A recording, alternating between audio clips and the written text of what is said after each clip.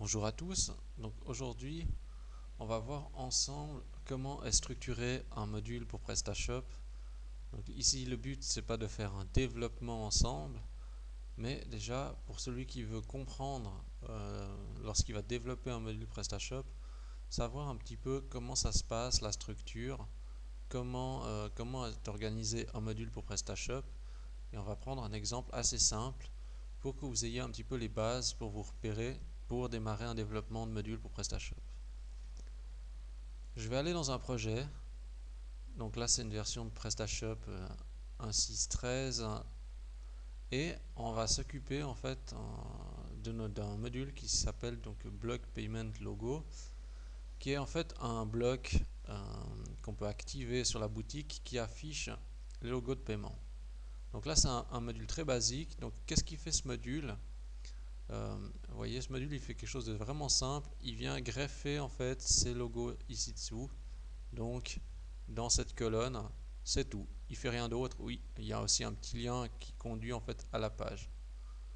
Donc c'est volontairement un module simple pour qu'on puisse bien comprendre ensemble et voir un petit peu les bases pour démarrer le développement d'un module pour PrestaShop.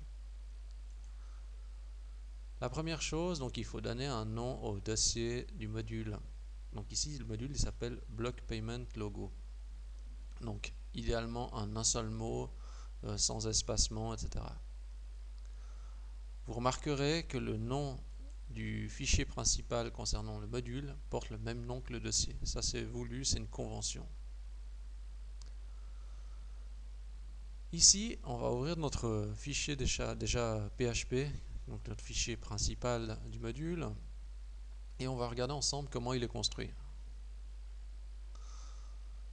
Donc, au début, on a la classe qui est définie, donc vous voyez Block Payment Logo qui porte quand même le même nom que le fichier, sauf que là il y a des majuscules au nom de convention.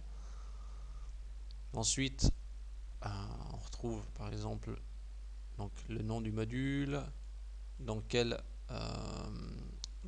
onglet il va devoir se mettre dans le back-office.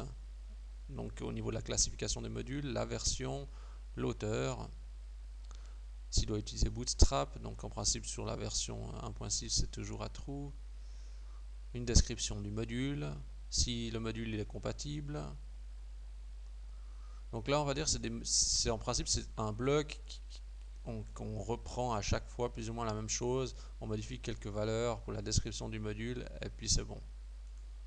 Ensuite il y a donc le bloc install dans la fonction, la méthode plus précisément install, qui va s'exécuter lorsque vous allez cliquer sur le bouton installer du module. Donc en fait, qu'est-ce qu'il va faire ici? On voit qu'il va initialiser une variable dans la base de données pour stocker en fait le lien vers la page qui va devoir faire pointer quand on clique sur le logo.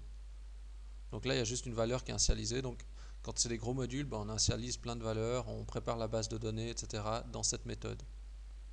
On voit aussi qu'il y a justement une méthode qui est effectuée, qui est exécutée, qui est donc register hook. Ça veut dire qu'il enregistre le module sur les différents points d'accroche au moment de l'installation. Donc ce module, on peut savoir qu'il va dans le header et aussi sur la colonne de gauche. Il ira nulle part ailleurs, en tout cas lors de l'installation. La méthode de désinstallation, aussi, ça c'est des méthodes qui reviennent à chaque fois. Donc là, de nouveau, on désinstalle la variable et on exécute cette partie du code qui va désinstaller le module. Donc ça, c'est quelque chose qu'on va retrouver dans tous les modules PrestaShop. Après, on a une méthode qui s'appelle getContent, donc qui est censé en fait afficher le contenu du back-office. Ça veut dire que là, par exemple, je vais juste retourner peut-être dans le module en question. Alors,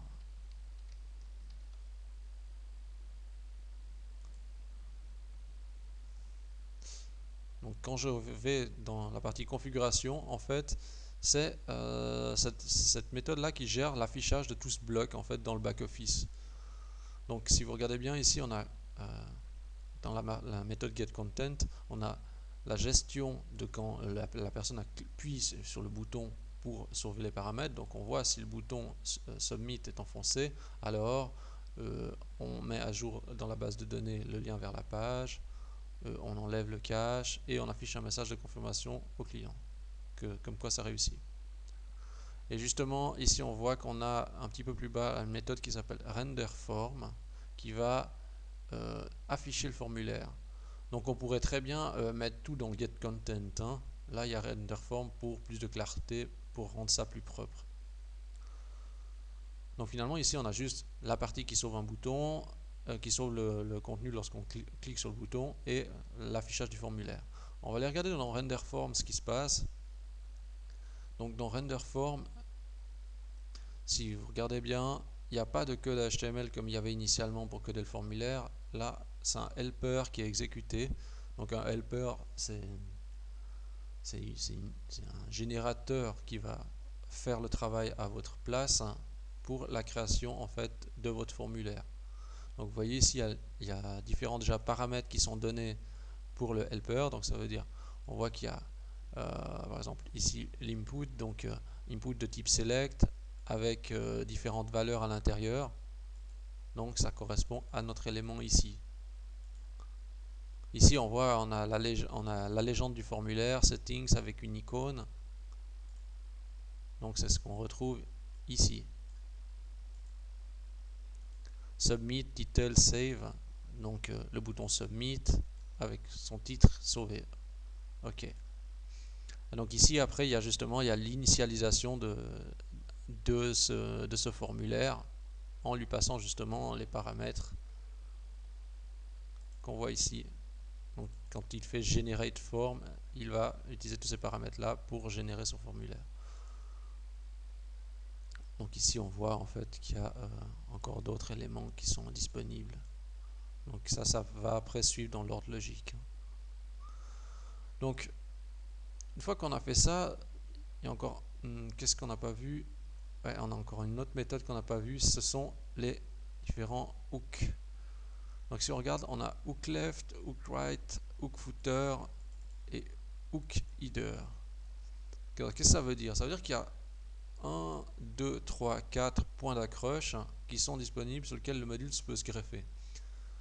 Si vous avez regardé tout à l'heure, si vous avez bien écouté, lors de l'installation, en fait, le module se greffe uniquement sur header et left. Donc ça veut dire sur l'entête dans le header de la page et dans la colonne de gauche. Mais on voit qu'il y a aussi hook right et hook footer. Ça veut dire que le module a la capacité aussi de se greffer là-dessus si on le désire. Ça veut dire que concrètement, on pourra aller dans les positions et décider de greffer notre module sur un autre hook et ça va fonctionner. Certainement, vous l'avez remarqué parfois, les modules n'acceptent pas d'être greffés sur un point d'accroche. C'est parce que justement, il manque la fonction hook à l'intérieur. Donc vous voyez là, si par exemple le hook header manque, le module ne pourrait pas se greffer justement sur excusez-moi, j'ai dit le hook header, mais c'est le hook footer. Donc le module ne pourrait pas se greffer sur le hook footer, donc c'est-à-dire le pied de page de la boutique ne pourrait pas s'afficher.